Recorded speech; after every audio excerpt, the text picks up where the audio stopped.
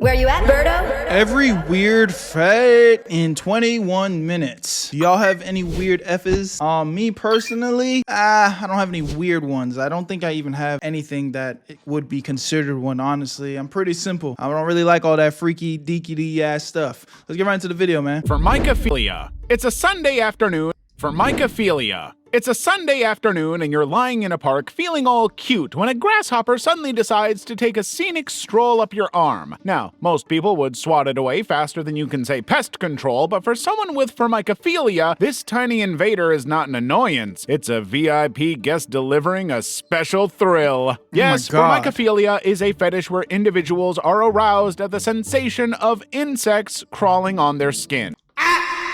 Are you fucking serious?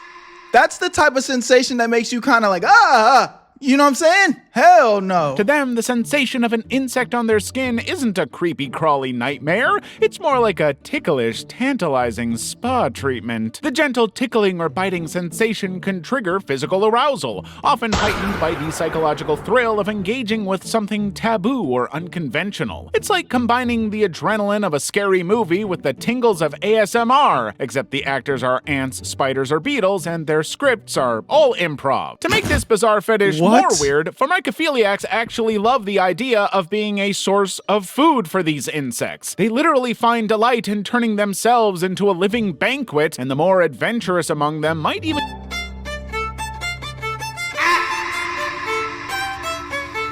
I'm not gonna lie, anybody that has this one needs to go to jail. You do not need to be able to walk this earth with the rest of us regular people. I'm not going to lie to you. Get creative and sprinkle honey or sugar on themselves to lure the ants or insects. But of course, formicophilia comes with risks. Let's not pretend that letting insects crawl on your skin is the same as a stroll through a candy store. Yeah, I hope you get bit by something very poisonous.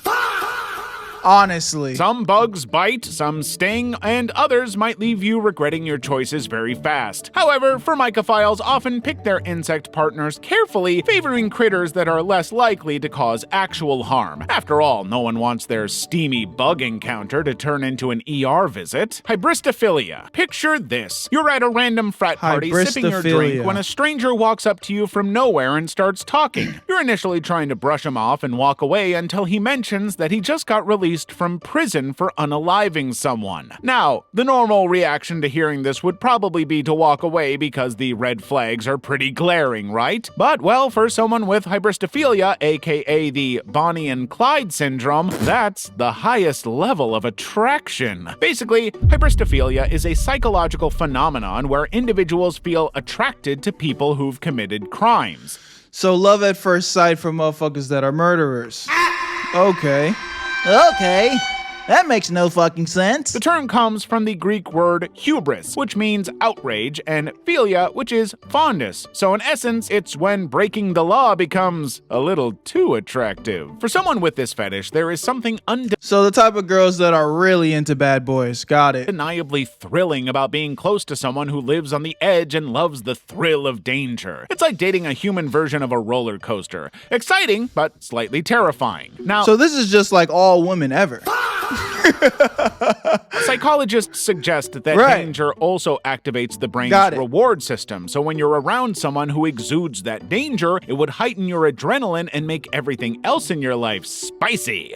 Unfortunately, that spice might be paprika mixed with a felony. Then there's the fame factor, because if you follow the stories of infamous criminals like Ted Bundy and Richard Ramirez, you notice that they have a lot of fan mail in prison. That's because some hybristophiliacs are drawn to the notoriety of it all. It's like dating a celebrity, except their claim to fame isn't a hit album, it's, well, murder. Talk about deadly. I'm not gonna lie, I remember watching the Jeffrey Dahmer documentary and all the fan mail he was getting and shit. To some degree, I would hope that all of the people that were fans and wanted to fantasize being with these type of people, to some degree, I wish it came true. Y'all need to feel that. Y'all crazy as hell. charm. They may even help with the crimes, smuggle goods to their criminal partners, or even act as accomplices. Eproctophilia. So for a while now, you've been talking to a guy What? you met on Instagram, and you both decide to finally have a first date. You head to the Okay. spot and everything looks absolutely perfect. However, as soon as your date finishes his first course, he starts to gas uncontrollably, and it stinks. Now, most people might blush, be a little embarrassed, or pretend they didn't hear anything, but well, not you. And that's because you have eproctophilia, which is a weird fascination with flatulence. In fact, the idea of hearing someone toot or smelling a person's gas just makes your heart skip a beat. For you, it's as romantic as roses, as thrilling as roller coasters, and as intimate as whispering secrets in the dark. To be clear, eproctophilia isn't about just liking a funny fart joke. We're talking about a genuine, heartfelt, or perhaps lung-felt attraction to the sound, smell, or sensation of flatulence. Just as It makes me sick that I walk the earth with some of y'all, man. some people find the smell of fresh-baked cookies comforting, eproctophiles feel a similar joy when their partner lets one rip. Voreirophilia. Vor. At its core, voreirophilia is all about a fetish where people are aroused by the idea of consuming someone or being consumed. Think of it like the adult-rated version What? of Little Red Riding Hood, where the wolf gets a little too into character. Now, for this fetish, there are two main sides, which are the predators, the ones doing the eating, often imagining themselves as dominant or powerful, Are we talking about cannibalism? as well as the prey, the guys who fantasize about being devoured because they see it as submissive, intimate, or even comforting. However, you should note that most vor fantasies are pure imagination or roleplay, and nobody is actually grilling human meat like it's Saturday backyard barbecue. But they engage in this fetish using various means like roleplay, art, and stories, with a thriving community of artists and writers who create fantastical depictions of these scenarios. Think cartoonish wolves or dragons swallowing people whole. Virtual vor has also become quite popular because the internet has made it Niggas more are getting visible. off to this. Pornophilia. So your friend invited you to a sleek Pornophilia. modern art exhibit, and you see a gorgeous chair in the corner. But as you get closer, you realize it's not just a chair, but an actual person crouched, posed, and painted to resemble the real deal. Now, while most visitors are left gawking, Bro, you know that I'm just not into this freaky ass shit because I couldn't even, like, my mind wouldn't even be able to fantasize this. Like, what the fuck? This is crazy. in confusion, you find yourself oddly intrigued and actually flustered because the thought of a human serving as furniture stirs something deep within you. In simple terms, This must have been with like all the kings from like those old times, you know, like back in Rome when they would have like people carry them and shit. you have a fetish called fornophilia, also known as human furniture fetishism. You see, fornophilia is a type of BDSM practice How do where a we even person is get here? turned into a piece of furniture, quite literally. We're talking human chairs, tables, lamps, coat racks, and even coffee stands. Yes, that's right. Some people find eroticism in merging the functional with the flesh. In fornophilia, one partner would act as the furniture, while the other takes on the role of the user, the artist, or simply the one in control. This fetish often involves bondage to help the furniture maintain its pose, as well as props and costumes to enhance the illusion. The What happens when you get tired? appeal lies in the physical restraint, objectification, and sometimes even the endurance required to hold a particular form for long periods. It's definitely a niche kink, to say the least, but for those who indulge, it's a perfect blend of submission, creativity, and power dynamics. Autoplushophilia. After getting hounded Autoplushophilia. Do not tell me that motherfuckers are making holes and plushies. Yo, y'all out here smacking teddy bears, gang? What the fuck is wrong with you? Y'all out here clapping teddy bears. Y'all need to go to jail, bruh. by your niece to find a new stuffed teddy, you finally gave in and walked into the toy store. And as soon as your eyes landed on the giant fluffy teddy bear, Jesus you know Christ. it's definitely coming home with you. And not because you want to give it to your niece. It's actually because you have a weird fetish called autoplushophilia, so you derive excitement and sexual arousal The early symptoms of this is if you like to hump pillows, by the way. From imagining yourself as a stuffed animal. I don't know why. I think I remember, like, there's a lot of girls that have told me that their first time gooning was to like a pillow. Is that true or false for all my lady viewers? Yep, you heard that right. While most people see a teddy and think cuddly friend, you see a plushie and get turned on by the idea of becoming one. Autoplushophilia is a subset of objectophilia, which is an attraction to inanimate objects and closely related to roleplay or transformation fetishes. So however, its furries. defining feature is that the individual doesn't simply love plush toys, they want to embody one. It's less about collecting stuffed animals and more about imagining or enacting themselves as the toy, complete with fluff, fur, and button eyes. Think of it as teddy bear cosplay, but taken to a very personal level. Yo, my bad real quick, but I gotta put y'all on, man. Know y'all like money. Dude, I like money. Money's nice. And I'm about to give y'all the easiest hustle to make some side cheese while you doom scrolling watching Berto videos, I'm not gonna lie. I know a lot of y'all be playing games on your phones for free. Now I'm about to show you how to get paid off it. Hit the link in my description or scan this QR code on the screen, and in only about 30 seconds, you're gonna be able to sign up for freecash.com. It's super simple, just like any website with a quick email and a password, you're in. It's gonna be a wall of games just waiting for you to get to that cheese. There's so many valid options, so just actually pick a game that you would like to play on your free time. You speed run the levels, and I'm talking about actual money that you can spend IRL, go straight into your free cash balance. I'm telling you, bro, this method turns your brain dead time where you just chilling playing games on your phone to actually stacking some cheese. Realistically, most people are pulling $10 to $20 in a day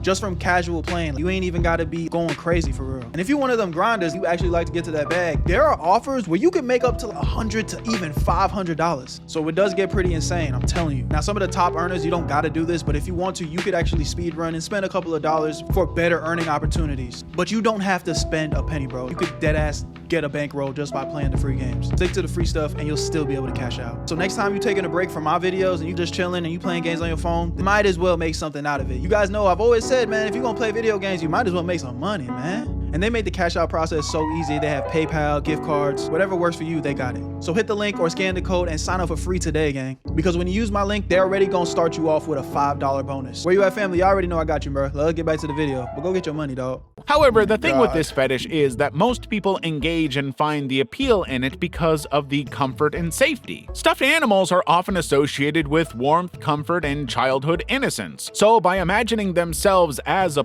So this low-key is like some pedo shit. plushie, individuals PDF may tap files. into those feelings of security and nostalgia. I mean, who wouldn't want to live their best life as a snuggly teddy bear free from adult worries? Balloon fetishism, lunars. If you were to walk into a room filled with beautiful blown-up balloons, Where do we draw the line? Where do we draw the line? You're getting off to balloons? you'd probably try to pop some or even play and bounce them around. However, for a Hey, yo. lunar, these balloons are more than just inflatable decor. They Talk are to the me. centerpiece of a highly specific and deeply personal form of attraction known as balloon fetishism, a paraphilia where balloons are a source of sexual arousal, emotional connection, or both. For lunars, balloons are objects of desire, comfort, and sometimes fear. Yes, fear. In fact, one of the most fascinating aspects of this fetish is how it intertwines pleasure, anxiety, and anticipation. You see, lunars come in all shapes, sizes, and preferences, much like their beloved balloons. The pop lovers find excitement in the bang and the tension of a balloon slowly Why don't you just go to a gun range? inflating or being squeezed builds anticipation, and the loud pop is the climax, both literally and metaphorically. For them, the burst Wow. of sound and destruction is exhilarating. On the other end of the spectrum are those who adore balloons but can't bear the thought of them popping. For non-poppers, balloons are cherished objects of affection, cuddled, caressed, or simply admired for their shape, color, and texture. However, as with any fetish, being a lunar can come with its own set of challenges. Many lunars feel self-conscious or misunderstood about their interests, especially since balloons are typically associated with children. This can make it hard for them to share their desires with others. But online communities have provided a safe space for lunars to connect, share experiences, and celebrate their unique Online communities? You niggas have Facebook groups and shit? passion. It's basically a colorful world of squeaks, squishies, and surprises. Nasophilia. Yes, Weirdos. nasophilia or nose fetishism is exactly what it sounds like, an attraction to noses. Basically, for people with nasophilia, noses aren't just functional breathing apparatuses or sneeze factories, they're It's also a place to stick the Johnson. Oh, so y'all getting creative with all the holes on the body, huh? objects of Interesting. beauty, sensuality, or even desire. The curve, the nostrils, the symmetry or asymmetry, the little tiny hair follicles inside, and the two tiny holes are absolutely captivating. Now, at its core, nasophilia is a form of partialism, meaning the focus of sexual attraction is on a specific body part, in this case, the nose. It could be the shape, size, or texture of the nose, or even specific actions like sniffing, sneezing, or flaring nostrils that evoke desire. Some even have specific preferences. Some nasophiles might prefer sharp, angular noses, while others are Nasophiles. drawn to round, bulbous ones. What a name. Large noses might exude power and confidence, while small noses can appear delicate and cute. And let's not forget nostrils. Yes, even those have their admirers. For these guys, a nose isn't just a nose, but it's a work of art. Well, like many fetishes, nasophilia doesn't have a single clear cause, but there are several psychological and social factors that might contribute to someone developing this unique attraction. For instance, a person who grew up with positive memories involving noses, like affectionate boops or playful interactions, might evolve into a fascination in adulthood. Oculolinctus, also known as worming in some circles, is a paraphilia that involves deriving sexual arousal or pleasure from licking eyeballs or having your eyeball licked. Yes, it's exactly what it sounds like. No metaphors here. This fetish normally involves two people who experience the sensation in their own way. For the person doing the licking, there's the slippery, wet texture of the eye, and for the one being licked, it's the unusual, ticklish, and slightly invasive feeling of a tongue sliding across one of the most sensitive parts I'm not of the gonna body. lie. Now, as If you try to lick my eyeball, I might actually have to punch you in the face, gang. What? I can't even imagine that even feeling good, bro. You know the feeling of being like poked in the eye. That shit is so annoying and irritating. Who is into this stuff? with most fetishes, oculolinctus has psychological and sensory underpinnings that make it appealing to certain individuals. First of all, there's the whole issue of trust and intimacy. Let's face it, letting someone lick your eyeball takes a lot of trust. Eyes are incredibly delicate, and the act of licking one requires a level of vulnerability that can deepen emotional and physical connections between partners. Also, your eyes are packed with nerve endings, and this makes it an incredibly sensitive area, so the unusual sensation of a tongue on their eyeball can be stimulating and even pleasurable. But then here is where things get tricky. You see, from a medical perspective, oculolinctus is not a safe practice and carries serious risks. The human mouth is full of bacteria, and introducing these microbes to the eye can cause serious infections, including conjunctivitis, aka pink eye, or even more severe conditions like corneal ulcers and even herpes simplex. Plus, the tongue isn't exactly a precision instrument. So if it scrapes the cornea, it could cause abrasions, swelling, discomfort, or long-term damage to the eye's surface. Thankfully, oculolinctus isn't exactly sweeping the world like a viral dance trend, but it has gained attention in recent years, especially in certain online communities and subcultures. It briefly made headlines in the early 2010s when reports surfaced of teens in Japan engaging in eyeball licking as a form of intimacy. However, these claims were largely exaggerated by media outlets. In reality, oculolinctus remains a niche fetish practiced by a small but devoted group of enthusiasts. Most people, understandably, can't imagine letting someone's tongue anywhere near their eyeball, and that's totally okay. Mashalania. It's a scorching hot day. Normal, the sun's blazing, the pavement feels like lava, and everyone's wearing as little clothes as socially acceptable. You walk into a bar dying for a cold beer, but just as you spot a frosty mug calling your name, someone nearby lifts their arms to stretch, revealing their armpits, and bam, your heart skips a beat. You're not sure why, but suddenly the air is thick with attraction and an unshakable chemistry. Well, here's the why. You have a fetish called mashalania, also known as the armpit fetish. For most people, armpits are like that one quiet kid in school, barely noticed, rarely talked about, and definitely not the center of attention. But for someone with mashalania, armpits are the headliners of the show, the main act in the theater of desire. Basically, this fetish is when someone finds armpits irresistibly attractive and can involve all sorts of armpit appreciation, from admiring their smooth appearance to enjoying their smooth appearance? My shit's hairy as fuck, bitch. What? And to touching, kissing, or even licking the area. For those with this fetish, the armpit is like a hidden treasure chest of sensuality. It's soft, delicate, and let's face it, kind of mysterious. What's even weirder than having an armpit fetish is that it may not be as crazy as it sounds. You see, your armpits are loaded with sweat glands, particularly apocrine glands, which release pheromones, those sneaky little chemical. So this is like when motherfuckers be like, oh, I'm pheromone maxing. You know them stank motherfuckers that don't be wearing deodorant and shit? They be like, hey, I'm just pheromone maxing. Absorb my pheromones. Yeah, okay, nigga. Signals that can trigger attraction on a subconscious level. That musky natural scent that some people wrinkle their noses at, for others, it's like a love potion straight out of Harry Potter. It's primal, it's raw, it... Literally, the most annoying thing that most people can do is fucking stink, bro. I hate a stink motherfucker, bro. I'm sorry. I don't care if we're at the gym. I don't care what the setting is. Don't stink. Wear deodorant, wear cologne, and fucking shower. Wash all your body parts. Make sure you're smelling fresh, bro. Nobody wants to smell that shit. Honestly, it's probably one of my biggest pet peeves in life. A stinky motherfucker. And then we got people like this over here, pheromone maxing. And then the ones that like it. Bro, have you ever just been walking in the gym and then you literally just pass by somebody and just get hit with a blast of stank? I'd be so mad. I'd be ready to pop off on niggas, bro. Obviously, I don't, because I know it's just like, hey, man, that person's just existing, living their life.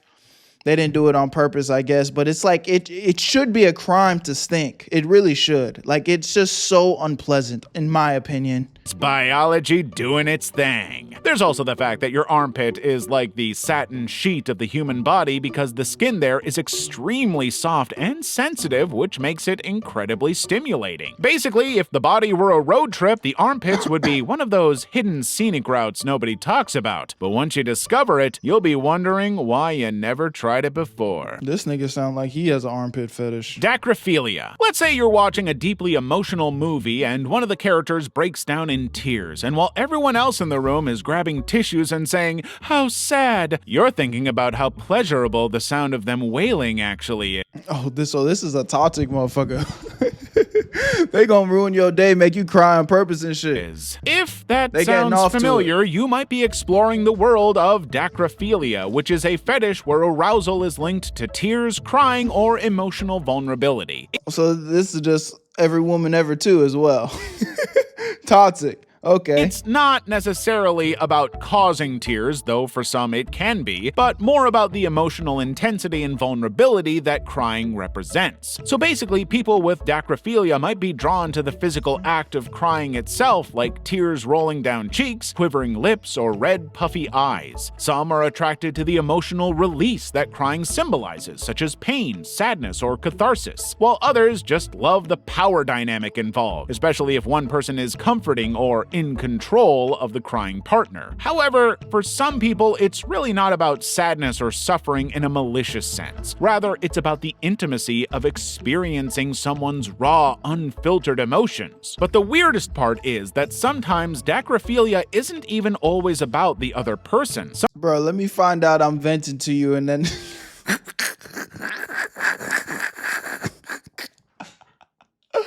Imagine venting to a motherfucker and then they just like, yo, I'm trying to fuck.